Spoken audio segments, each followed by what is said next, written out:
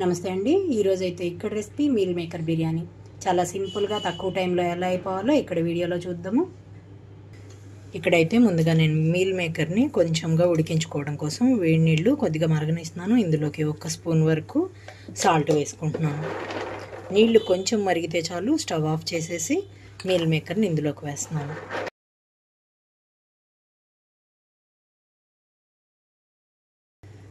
రెండు మూడు నిమిషాల పాటు మూత పెట్టేసి ఉంచుతున్నాను. వీటిని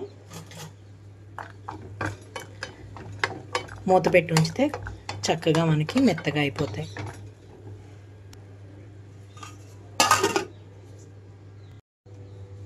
ఇక్కడైతే ఈరోజు నేను ఇవి నీళ్ళన్నీ కూడా వంపేసుకున్నాను. మొత్తం చక్కగా ఇలా వాటర్ ఇందులో ఉన్నది మొత్తం కూడా పిండి పక్కన పెట్టేస్తున్నాను. వేడి నీళ్ళలోంచి తీసి చన్నీళ్ళలో వేసి పిండుకుంటే సరిపోతుంది. నేనైతే 3 కప్స్ ఆఫ్ రైస్ తీసుకున్నాను. ఇక్కడ కడిగి పెట్టుకున్నాను.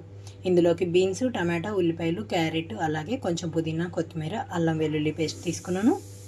తాలింపు పెట్టుకుంటున్నాను. ఇంకా ఇక్కడ స్టవ్ ఆన్ చేసి పాన్ పెట్టుకున్నాను. ఇక్కడైతే నేను 4 టేబుల్ స్పూన్స్ వరకు ఆయిల్ తీసుకున్నాను.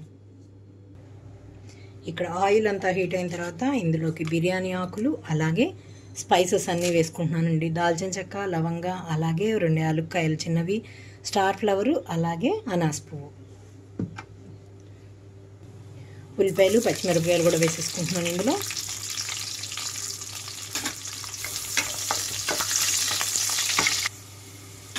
ఇక్కడ చూడండి ఉల్లిపాయలు అంతా వేగిపోయిన తర్వాత ఇందులోకి అల్లం వెల్లుల్లి పేస్ట్ వేసేసుకుంటున్నాను.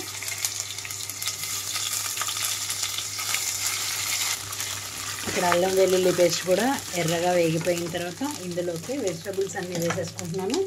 టమాటో, అలాగే క్యారెట్, దీంతో పాటుగా బీన్స్, వీటితో పాటుగా పుదీనా, కొత్తిమీర కూడా వేసేస్తున్నాను. నేను తీసుకున్న మీల్ మేకర్ తప్ప మిగిలిన అన్ని వెజిటబుల్స్ ఇందులో వేసేసుకున్నాను. పుదీనా, కొత్తిమీర చక్కగా వేగిపోవాలి. ఇక్కడ వెజిటబుల్స్తో పాటు మీడియం ఫ్లేమ్లో ఉంచి 3 నిమిషాల పాటు ఉంచుతున్నాను. ఇక్కడ కొద్దిగా సాల్ట్ వేసుకుంటున్నాను.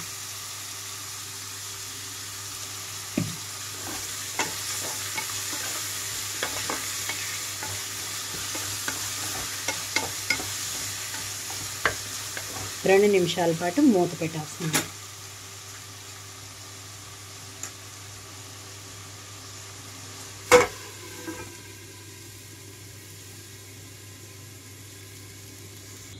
మూత తీసేస్తున్నానండి 2 నిమిషాల తర్వాత.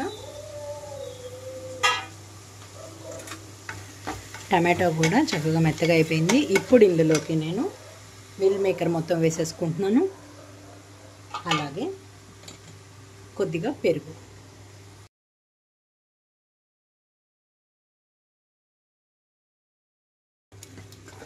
ఇక్కడ నేను పెరుగు అయితే 1/2 కప్ వరకు వేసుకున్నానండి. పచ్చిమిరపకాయలు వేసాము. మీకు ఘాటు కావాలనుకుంటే కొంచెంగా కారం కూడా వేసుకోవచ్చు. నేనైతే ఇక్కడ 1/2 స్పూన్ వరకు కారం ఇందులోకి వేస్తున్నాను.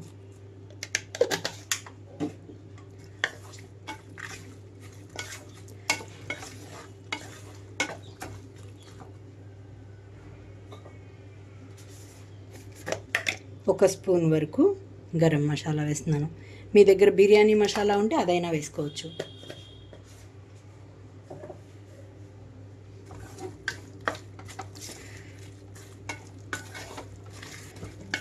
హై ఫ్లేమ్లోకి తిప్పి ఇందులోకి బియ్యం వేసేసుకుంటున్నాను.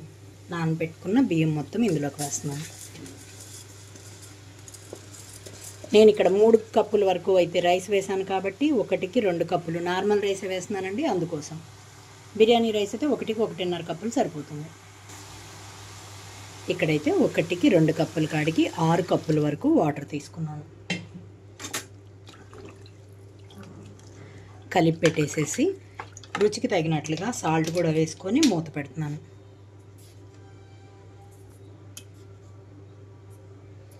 ఆల్రెడీ మీల్ మేకర్లో కూడా వేసున్నామండి ఇంతకుముందే మనం సాల్ట్. ఇప్పుడు వెజిటబుల్స్లో కొంచెం వేసాను కాబట్టి మూత పెట్టేస్తున్నాను. 3 విజిల్స్ వస్తే చాలు మీకు గుమగుమలాడే మీల్ మేకర్ బిర్యానీ రెడీ అయిపోయినట్లే. మూత పెట్టేస్తున్నాను. నేను ఇక్కడ 3 విజిల్స్ రానిస్తున్నాను. ఇక్కడ ఆవిరంతా అయిపోయినాక మూత తీస్తున్నాను చూడండి. పొడి పొడిలాడుతూ వచ్చింది బిర్యానీ అంతా కూడా. దీనిలోకి పెరుగు రైతా ఉంటే చాలండి, సూపర్గా ఉంటుంది కాంబినేషన్.